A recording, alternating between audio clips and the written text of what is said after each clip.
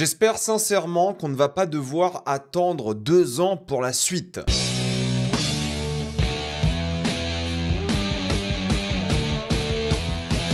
The Last of Us saison 2 épisode 7. Comme d'habitude pour ce genre de vidéo, il n'y aura que des spoilers pour la série. Je ne vais pas spoiler le jeu vidéo, donc si vous n'avez pas fait le jeu vidéo, ne vous inquiétez pas, il n'y aura pas de spoil pour la suite, mais pour la saison 2 intégralement et surtout cet épisode, je vais spoiler dans 3, 2, 1...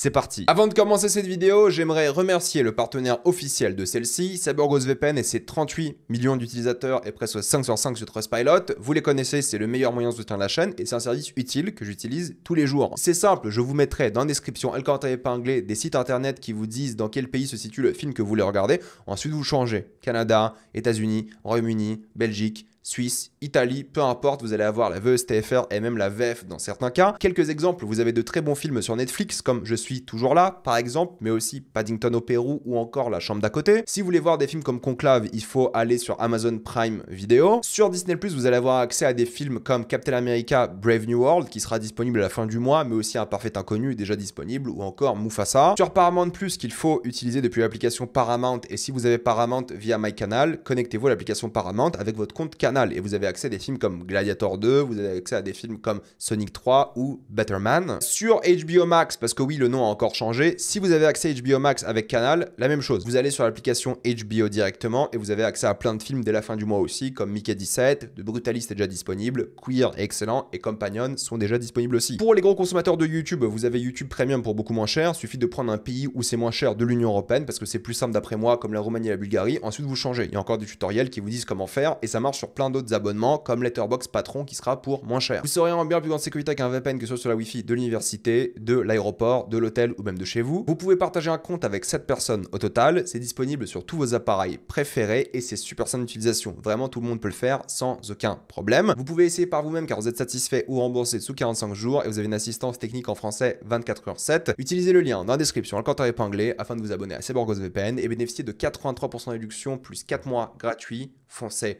sur l'offre. J'ai envie de commencer en parlant des Wolves qui sont en train de teaser et leur guerre par rapport évidemment au Scar avec la radio dès le début, donc au moins tu sais que nos protagonistes sont au courant de ce qui va se passer, plus ou moins ça crée une sorte de tension par rapport à ça et il y a une vraie préparation, tu sens qu'ils vont à la guerre, tu sens qu'il y a des vrais enjeux par rapport aux Wolves, par rapport à Abby qui est importante, tu sens que les Wolves sans ce leader là vont aussi se scinder en plusieurs factions, tu as l'impression donc il faut quelqu'un pour les réunir, peut-être une sorte de prophète par exemple. C'est pour ça que c'est intéressant parce qu'il y a un lien qui est fait du coup entre les Scars des Séraphites qui ont plusieurs prophètes, donc eux aussi sont un petit peu scindés en leur sein et en même temps des Wolves qui ont besoin d'un vrai leader comme un prophète et donc Abby pour les réunir et les aider si jamais l'un de ces leaders actuels décède. Donc c'est des liens qui sont intéressants parce que ça montre encore une fois qu'en fait ces deux factions sont similaires, sont clairement barbares, se font du mal, se font la guerre peut-être sans raison, ils devraient peut-être même pas se faire la guerre en réalité, mais c'est ça qui est intéressant, c'est montrer à quel point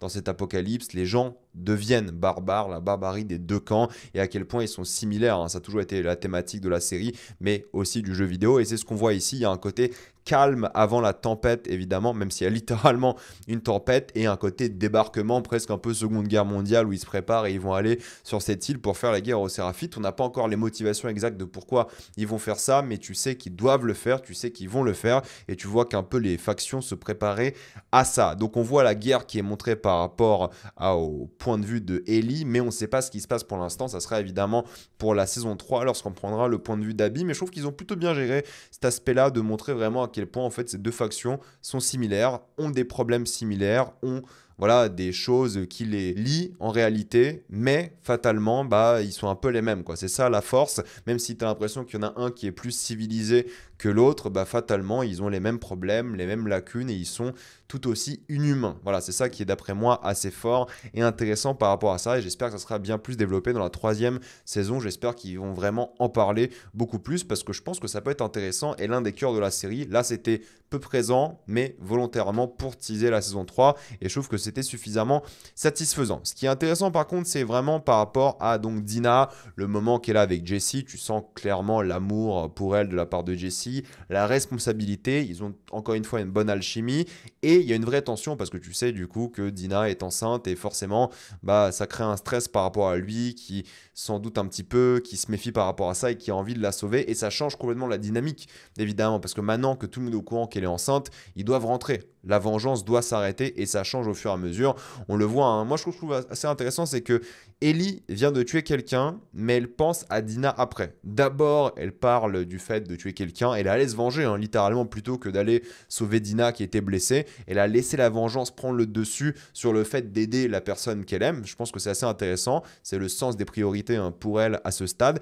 Et en même temps, bah, elle demande est-ce que le bébé est en sécurité en deuxième plan, quoi. C'est pas la priorité pour elle, c'est ça qui est, d'après moi, assez fort. Et il y a un parallèle qui est assez bien dressé par rapport à Dina et son instinct maternel. Elle s'occupe de Ellie alors que c'est elle qui est gravement blessée. Elle devrait pas, c'est plutôt Ellie qui devrait s'occuper de Dina. Mais son instinct maternel prend le dessus, parce que voilà, c'est ça le but, hein, c'est montrer que ça sera probablement une bonne mère hein, si elle survit, si l'enfant survit, des choses comme ça. Mais le fait qu'elle s'occupe de Ellie alors qu'elle est dans une mauvaise situation montre un peu bah, sa personnalité, qui elle est, et à quel point Ellie est un peu déconnectée de la situation, et à quel point Ellie est surtout rongée par cette vengeance au point de ne même pas penser à la femme qu'elle aime en théorie. Donc je trouve ça assez fascinant et assez bien fait et réussi, mine de rien. Alors oui, ça reprend beaucoup du jeu vidéo, mais ce qui est intéressant, c'est qu'elle avoue que la torture qu'elle a infligée au personnage de Nora, si je dis pas de bêtises, lui a fait du mal. Il y a une vraie remise en question par rapport à ça. On humanise beaucoup plus Ellie par rapport à ses actes que dans le jeu vidéo pour le coup, et c'est un choix intéressant, je trouve. Je pense que c'est bien de faire un peu de différence par rapport à ça, et en même temps, bah, c'est cool parce que ça va montrer une Ellie bien plus torturée plutôt que consommée par la vengeance comme dans le jeu vidéo, parce qu'en plus dans le jeu vidéo ça marche bien parce que toi tu joues le personnage, du coup tu vas tuer plein de gens dans le jeu vidéo parce que c'est un jeu vidéo, mais là vu que chaque victime a un poids humain, un point presque existentiel pour elle, bah, je trouve que c'est un bon choix de la faire un peu regretter ce qu'elle fait, mais en même temps bah, la consommer aussi par cette vengeance au point qu'elle doit le refaire, mais on voit après que ça ne marchera pas comme prévu. Mais en tout cas, le fait de partager le fardeau avec justement Dina change absolument tout. Ce fardeau qu'elle avait de elle, qui avait peut-être voilà, un moyen de sauver le monde, c'est intéressant parce que du coup là, Dina n'est plus du côté d'Ellie. Là c'est bon, on a compris, elle a compris aussi, elle se dit ok, faut qu'on rentre, on n'en peut plus, faut qu'on essaie de trouver une solution par rapport à ça, peut-être nous on peut le faire aussi, sauver le monde, on n'en sait rien, elle est prête à abandonner Ellie aussi parce que voilà, les priorités ont changé et c'est important aussi. Et je trouve que d'ailleurs, elles jouent vraiment bien, les deux, pour le coup, il n'y a rien à dire de ce point de vue-là, c'est vraiment bien fait, elles sont douées, talentueuses, donc là, c'est vraiment une bonne scène et ça change complètement la dynamique de l'œuvre. Et pour une fois, je trouve qu'ils ont plutôt bien joué le Seattle Day 3, le jour 3 qui apparaît ici, parce que cette fois-ci, ils l'ont mis lentement avec un bruitage sonore. Peut-être ils auraient dû faire le bruitage sonore et le côté lent vraiment tout le long en fait de la série et surtout de cette saison, parce que fatalement, là, le Day 3 a un vrai impact et il utilise plutôt bien, ce qui n'était pas exactement le cas avant. Après, je regrette qu'ils n'ont pas vraiment joué la tension par rapport à Dina qui est restée seule.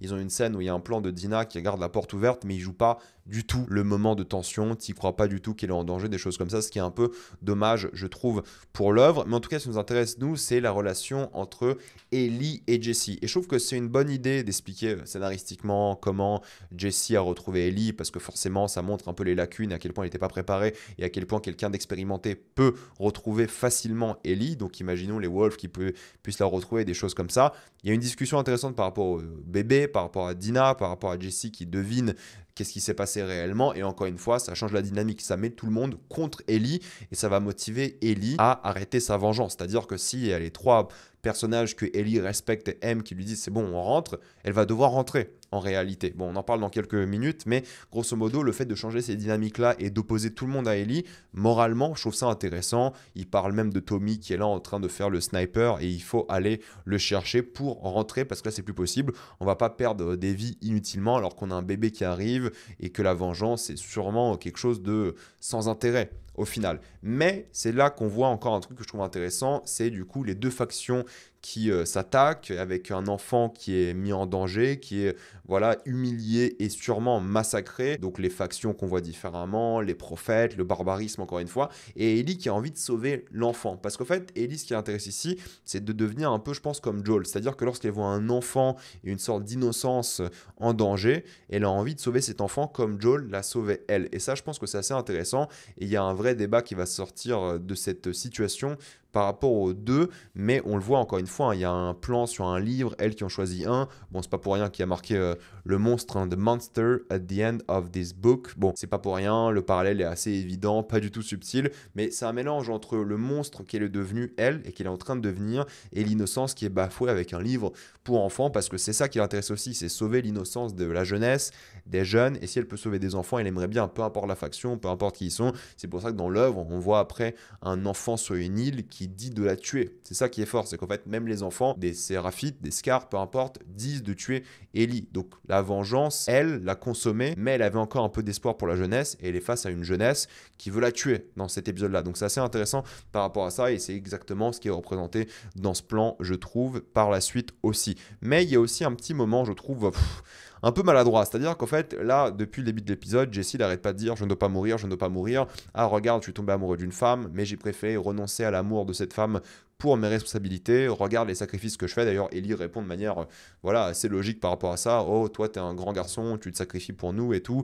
La communauté, tout ça. Bon, on comprend vraiment ce que Jessie ressent, la responsabilité, le poids sur ses épaules. Il a été accueilli, les gens l'ont beaucoup aimé, il a beaucoup aimé les gens. Il ressent une vraie responsabilité par rapport à Jackson et c'est compréhensible. Certes, c'est un peu prévisible et maladroit de lui donner maintenant tous les traits de personnage qu'on pouvait, genre hey, il est amoureux, et il y a Dina, elle est enceinte, il va devenir père, j'ai pas envie de mourir pour qu'il meure juste après. C'est un peu facile, c'est un peu cliché. Bon, je comprends, c'est une série, c'est un peu comme ça, mais c'est une séquence un peu de douceur, assez belle. L'acteur, hein, Young Mazino, joue plutôt bien aussi, donc il fait un bon travail, mais oui, c'est clairement maladroit, ça en fait des caisses, c'est pas la chose la plus intéressante de l'œuvre. Ce qui est intéressant pour moi, c'est la discussion entre les deux à partir de là, hein. C'est que lui comprend que Ellie veut se venger, quitte à ne pas sauver Tommy. Ça, c'est un choix qui est fait aussi dans le jeu vidéo, hein, pour le coup, mais il comprend que là, peut-être Ellie est perdue, peut-être que Ellie est consommée totalement. Et d'ailleurs, le fait qu'il avoue le vote qu'il a fait lors de la réunion change la dynamique encore une fois. Ellie se sent trahi et lui, il a fait le sacrifice encore une fois, entre guillemets, ultime pour la communauté. À quoi sert la vengeance pour la communauté? À rien, en réalité. C'est un truc d'ego,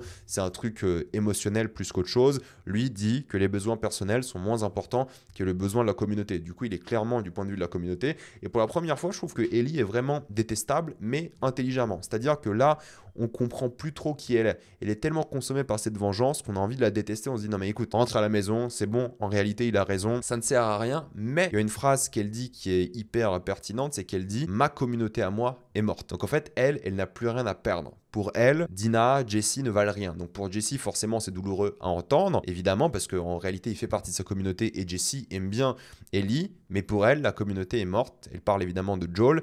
Donc c'est un bon argument de sa part, en tout cas pour nous en tant que spectateurs et pour Jessie, pour la comprendre. Mais évidemment, c'est ça qui la rend détestable, c'est qu'en fait, elle a tort. Sa communauté n'est pas que Joel. Sa communauté, c'est Jackson aussi. Qu'elle s'y sente ou pas en communauté, c'est sa communauté. Du coup, le fait de dire ça à haute voix, c'est violent, c'est brutal. D'ailleurs, Jessie lui en veut juste après parce qu'il la considère comme perdu. Donc je trouve que c'est un truc assez intéressant. Bon, encore une fois, c'est dit à haute voix, c'est pas subtil. Bon, c'est voilà, HBO cette saison 2, ils ont fait un peu n'importe quoi en termes de subtilité et ils nous prennent un peu pour des débiles, mais au moins je trouve que c'est intéressant et ça montre encore une fois à quel point Ellie veut se venger et à quel point elle est prête à faire des bêtises. Mais encore une fois, mon souci avec cette saison et cet épisode, c'est que ça passe trop vite. Tout se passe vite, ils se téléportent à droite à gauche, il y a un enchaînement de décors insupportable. Tu sais, ils jouent avec les jumelles à un moment, tu dis ok, ça va être là, puis elle se téléporte, il fait nuit, il y a un passage full CGI assez affreux de nuit, enfin la séquence on voit que dalle, c'est moche, c'est infâme, hein, désolé de vous dire, hein. Je sais même pas si vous voyez bien sur YouTube avec la compression et tout, mais c'est infâme quoi. J'essaie de prendre un screen lumineux, je vais pas le mettre en lumière augmentée ou contrastée parce que j'ai envie que vous voyez la gueule du truc, même sur ma télé OLED, je vous jure, enfin c'est un enfer. Je comprends pas pourquoi ils font ça, pourquoi ils se téléportent, pourquoi c'est aussi moche, pourquoi est-ce qu'il fallait avoir cette séquence sur l'île. Ça, je comprends pas. Pour le coup, pour moi, la séquence sur l'île, on va voir comment elle sera utilisée dans la saison 3. Peut-être il y aura une question de point de vue et tout. Mais pour moi, c'est une énorme perte de temps, quoi. Énorme perte de temps. Est-ce que l'enfant qu'on a vu d'ailleurs en face est lève ou pas? Je n'en sais rien pour le coup, mais énorme perte de temps. À quoi ça sert? Pourquoi faire?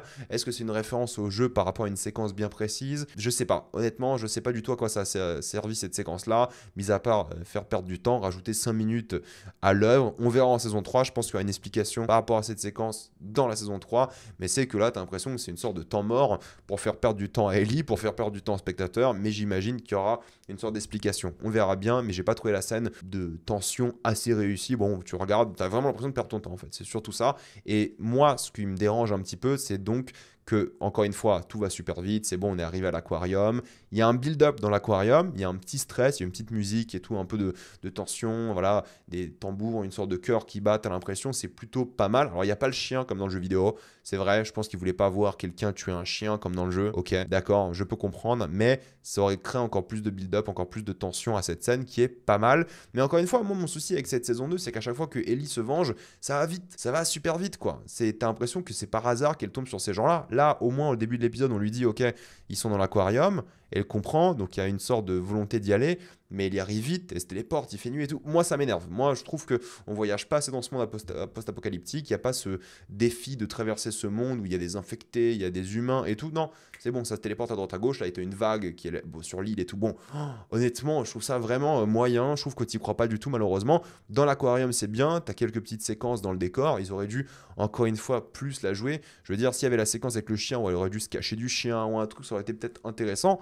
Mais la séquence est bien, en réalité, mais ça m'énerve parce qu'ils vont vite, ils vont beaucoup trop vite, d'après moi. La confrontation est top. Tu ressens un peu le côté humain des deux, il essaie de la convaincre, voilà, moi je t'ai sauvé la vie, on t'a pas tué, ne nous tue pas, on n'a rien fait, nous. Tu vois, ils essaient d'avoir une discussion, ils essaient de se convaincre, et je trouve que Ellie, il croit un petit peu, et c'est pour ça que j'aime bien, parce qu'un gros changement qu'ils ont fait par rapport aux jeux vidéo, qui est assez intelligent, je trouve, et intéressant, c'est le fait que Ellie tue ces gens-là, alors non pas par erreur, car elle voulait tuer Owen, mais par erreur, elle tue la personne derrière. Donc en une balle, elle va tuer deux personnes, et en fait, ça l'humanise parce qu'elle voulait pas le faire. Déjà, voilà, tuer Owen, elle voulait pas parce que forcément, elle voulait savoir où est Abby, elle voulait pas encore faire plus de victimes, et t'y crois.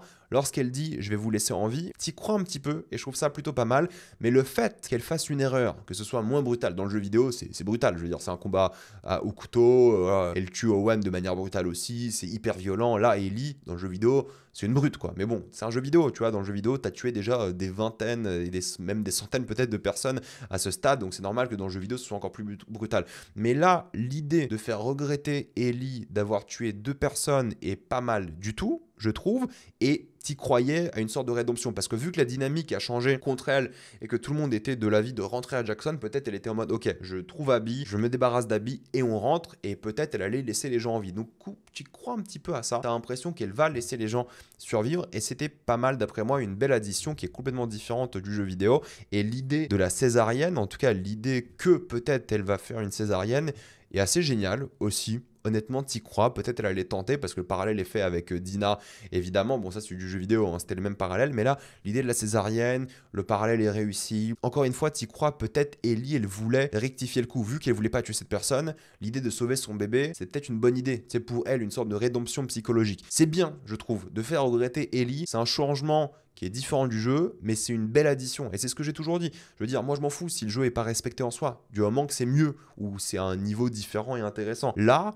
c'est différent. Est-ce que c'est mieux ou pas? Je n'en sais rien, mais c'est suffisamment différent pour apporter un truc un peu intéressant, je trouve, pour le coup, un peu nouveau, et en même temps, qui tient et qui crée une scène qui est réussie. Donc la confrontation était réussie. Et c'est ça qui m'énerve, c'est qu'en fait, cette scène-là est vraiment bien, mais tout le build-up de l'épisode, ça allait tellement vite que c'est dommage, tu vois. C'est une scène qui aurait dû être encore plus stressante, plus de tension. Malheureusement, ça allait pas, honnêtement. Après, je sais pas, c'est peut-être parce que j'ai fait le jeu, j'ai moins de tension. Peut-être ceux qui n'ont pas fait le jeu, vous me dites, hein, si cette scène était géniale. Et elle était bien, cette scène, j'ai beaucoup aimé. aimé. L'idée que Tommy trouve Ellie ici, qu'elle soit complètement dévastée parce qu'elle vient de faire, qu'elle regrette, bah moi je trouve ça bien. C'est différent du jeu, mais je trouve ça bien. Je trouve que c'est une bonne addition. Je trouve que c'est intéressant. Là, t'as l'impression qu'il voit presque Joel, quoi. Tu vois, parce que c'est la même chose. Joel l'a tenu comme ça. Tu vois, donc c'est quelque chose de bien et le parallèle est bien montré. De toute façon, la semaine dernière, ou il y a 2 semaines plutôt, c'était du coup Jesse qui est venu la sauver comme si c'était Joel. Donc il y a des parallèles avec Joel qui sont faits constamment que j'aime beaucoup. Et c'est ça qui est bien, c'est qu'en fait là, à ce stade, j'y crois moyen le fait qu'elle veuille abandonner la vengeance. Voilà, t'as l'impression qu'elle a pas envie d'abandonner, mais tout le monde va l'abandonner pour repartir à Jackson. Donc elle va partir. Mais t'y crois pas. Honnêtement, là, j'y croyais pas du tout que Ellie allait abandonner. Enfin, t'as 6 épisodes, les 5 on va dire, qui sont boostés par cette envie de se venger. Là, le fait qu'elle abandonne, même s'il a pas envie, elle fait une petite phrase comme ça en mode ouais, bah j'ai pas le choix visiblement. J'y crois pas des masses. Honnêtement, je pense que c'est allé un peu vite aussi. Il fallait peut-être une discussion, il fallait qu'elle se batte un petit peu par rapport à ça. L'idée qu'elle regrette d'avoir tué ces gens-là, oui, ça aide. Le fait que, bah oui, elle a envie d'abandonner, tu comprends pourquoi. Mais je trouve tout de même que potentiellement, il fallait un peu plus de débat. Ça va vite, encore une fois. Je veux dire, l'épisode dure 45 minutes sans générique, donc ça va super vite. C'est court pour HBO, mine de rien. Je veux dire, ces épisodes auraient dû durer 1 heure. Déjà qu'on a 7 épisodes, bah faites-les au moins durer 1 heure, quoi. Là, on a des épisodes 7, 2 ans d'attente, et c'est 45 minutes par épisode. Non, mais s'il vous plaît, quoi. S'il vous plaît. Mais la fin au théâtre est bien, parce que tu as l'impression que c'est la fin de l'épisode. Tu sais qu'il y a un cliffhanger qui va arriver, parce que c'est une série télé tout de même, mais l'idée d'abandonner est cool parce que tu dis ok c'est bon, on va passer à autre chose et tu sais qu'il y a un truc qui va arriver parce que qu'est-ce qui va les motiver à changer d'avis. Donc c'est utile pour le rebondissement. T'y crois pas des masses concernant Ellie, mais au moins par rapport à eux et par rapport à comment l'épisode a été construit, tu dis ok, tu comprends pourquoi la dynamique a changé dans cette direction et comment et pourquoi les enjeux ont changé. T'y crois pour eux, un peu moins pour Ellie en tout cas, et je trouve que l'amitié avec elle et Jesse est bien. Voilà, l'alchimie est top parce que justement c'est ça qui crée encore plus de build-up et je pense justement que pour les gens qui n'ont pas fait le jeu vidéo, la mort de Jesse doit être super surprenante. Enfin, je sais pas vous, mais moi quand j'ai fait le jeu, j'étais hyper surpris par la mort de Jesse. Jesse était peut-être un peu moins développé d'ailleurs dans le jeu vidéo qu'ici, donc voilà, le fait d'avoir ces séquences avec Jesse dans cet épisode-là était cool. J'aurais aimé les avoir différemment, c'était un peu maladroit, d'accord, mais la mort de Jesse, je pense, est surprenante. Et d'ailleurs, l'arrivée de Caitlin Dever, pour les gens qui n'ont pas fait le jeu, je pense que ça doit être un vrai choc.